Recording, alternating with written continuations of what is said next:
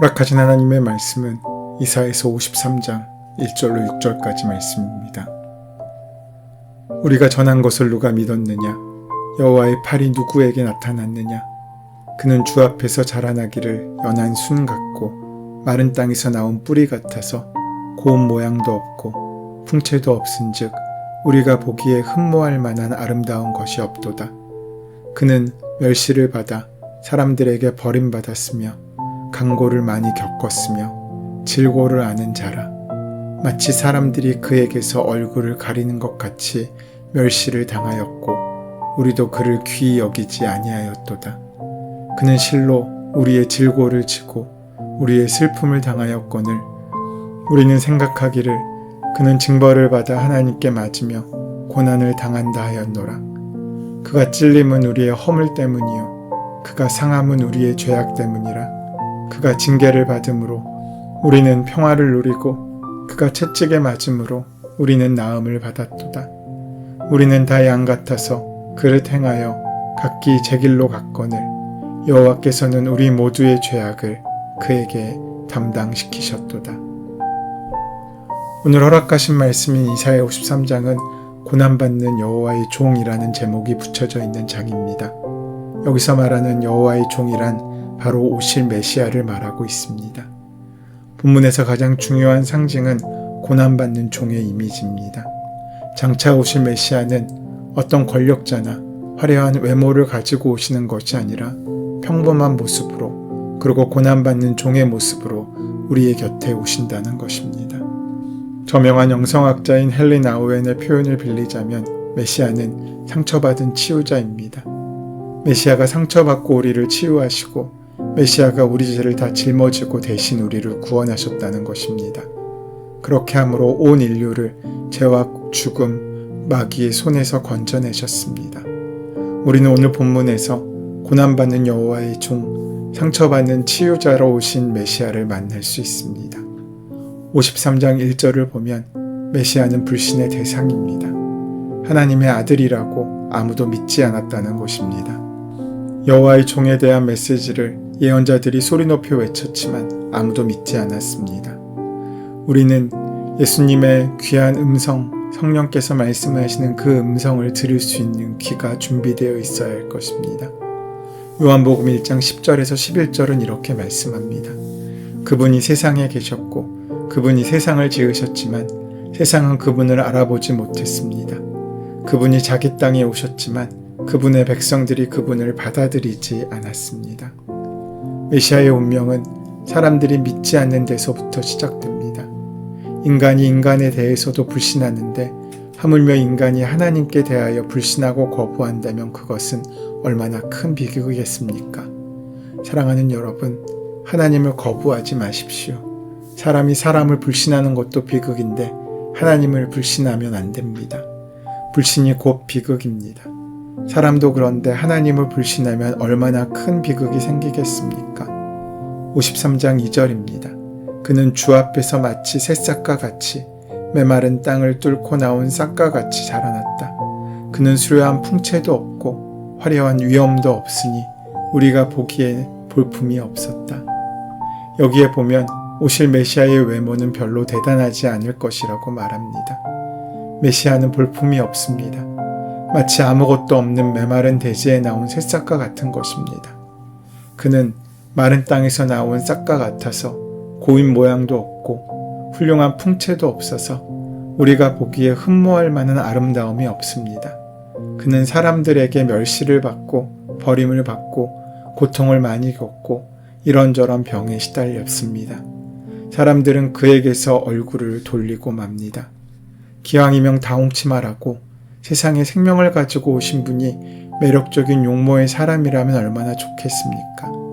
보기 좋은 떡이 먹기에도 좋다고 하지 않습니까? 하나님은 사람의 중심을 보시지만 사람은 외모를 봅니다.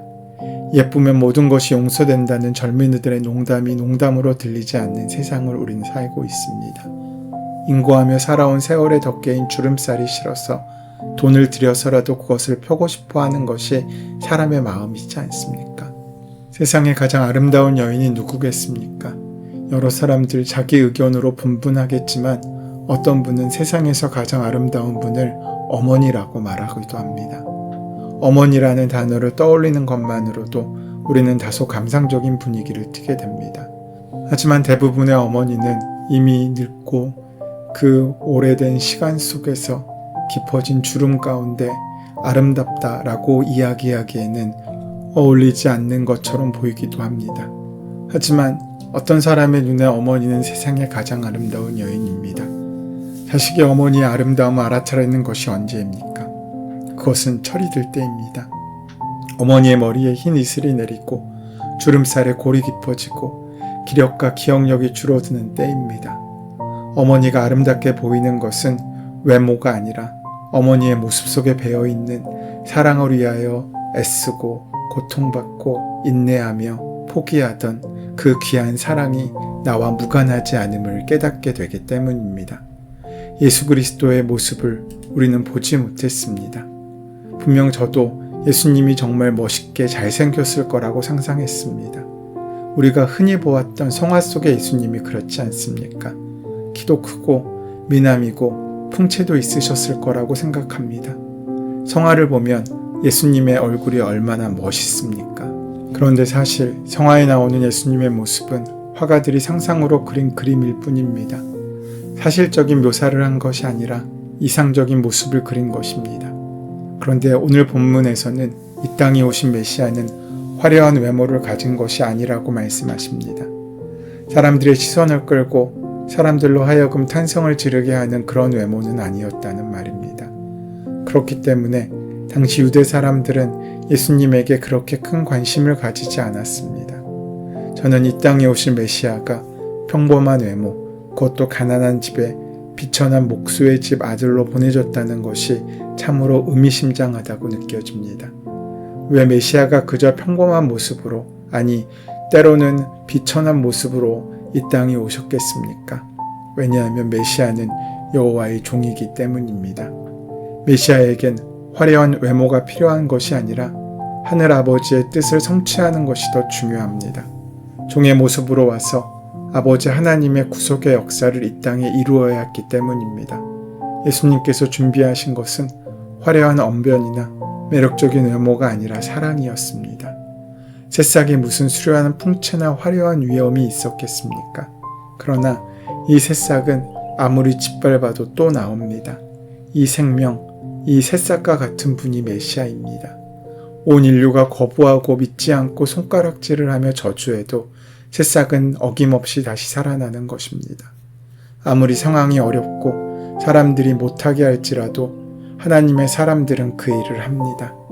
뿌려놓은 씨를 수확해야 하는데 자기가 지금 떠나면 다 없어져 버리기 때문입니다. 그러니 남아서 그 일을 하겠다는 것입니다.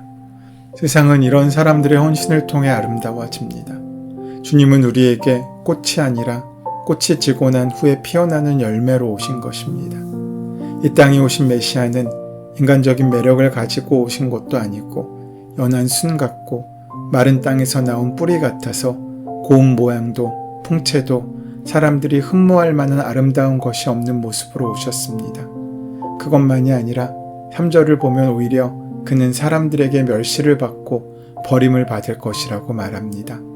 이 말씀은 오실 메시아가 이 땅에서 어떻게 멸시와 천대와 버림을 받을 것인지를 그대로 보여주는 말씀입니다. 이 말씀 그대로 메시아로 오신 예수님은 사람들로부터 버림을 받았고 로마 군병들에게 멸시와 조롱을 받았습니다.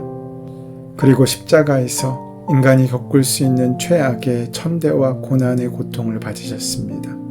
그의 몸은 채찍 자국과 못 자국으로 망가졌습니다. 온몸이 처절하게 일그러져 그 형체도 알 수 없을 정도였습니다. 그리고 세상 사람들은 예수님으로부터 얼굴을 돌렸으며 그를 버렸습니다. 그렇습니다. 이 땅에 오신 메시아가 왜 이렇게 멸시를 당하고 사람들에게 버림을 받아야 했습니까? 굳이 그렇게까지 해야 할 이유가 없었는데도 말입니다. 우리는 그 이유를 오늘 본문 4절 5절에서 찾을 수 있습니다. 그는 실로 우리의 질고를 지고 우리의 슬픔을 당하였거늘 우리는 생각하기를 그는 징벌을 받아 하나님께 맞으며 고난을 당한다 하였노라. 그가 찔림은 우리의 허물을 인함이요 그가 상함은 우리의 죄악을 인함이라. 그가 징계를 받음으로 우리가 평화를 누리고 그가 채찍에 맞음으로 우리가 나음을 입었도다. 메시아가 당한 수치와 멸시가 사실은 우리의 질고를 지는 것이었고 우리의 슬픔을 감당하시는 것이었습니다. 그런데 당시 사람들은 그것을 알지 못했습니다. 그저 한 죄수가 십자가 위에서 죽는다고 생각했습니다. 그가 징벌을 받아 하나님께 맞으며 고난을 당한다고 생각했습니다. 지금도 마찬가지입니다.